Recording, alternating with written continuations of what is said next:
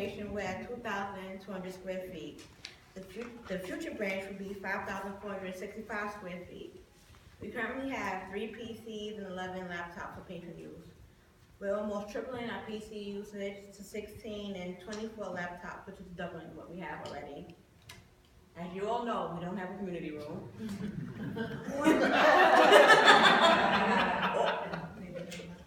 We have 1 bathroom, but now we'll have 2 bathrooms for the public to use. We will have a community room that's 670 square feet. Many of the parents know our children's area is very small. We will have a 640 square foot children's room and a 200 square foot teen space. So, with the new community room, we will be able to offer more technology classes, ESLO classes, adult programming during the day. As many of you know, we only do adult programming during the night. So, with the children's room and community room, we can have programs going on in 2 rooms at the same time. I'm extremely excited about that. My staff isn't, but I am. And hopefully we'll focus, our children's program will focus on early literacy, and our teen program will focus on STEM, which is science, technology, engineering, and mathematics. Yeah. That's, and I'm going to pass it on to Nora. Sorry, I took your seat. No, you're fine. So, in looking ahead, one thing we can get excited about is that we'll have a ceremonial groundbreaking, which is different from the ribbon cutting. This is just really to celebrate that construction will be starting, so that'll probably be in fall of this year, 2016. And then also we want to invite our community leaders out there, but we also want to generate a buzz, because we want to make sure that all of the residents on the island know that we have this new fabulous branch opening, and that we can increase our visitation, as we said, as close to 100% as possible. So we will definitely keep you all informed and reach out to the blogs, the local newspapers, and our elected officials to let you all know when that groundbreaking will be taking place.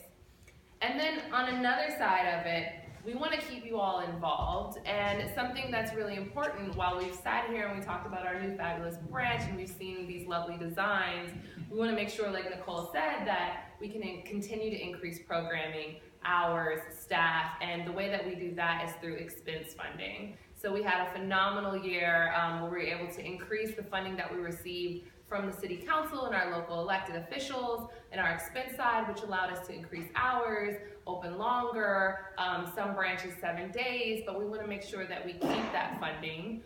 One, that it gets baseline in the mayor's budget and that he understands that libraries should be a priority, but then also that our city council members, we hold them accountable and we make sure that we don't have to fight for this money every year, and that it's able to be there, baseline in the budget and or increase so that we can do even more with the funding.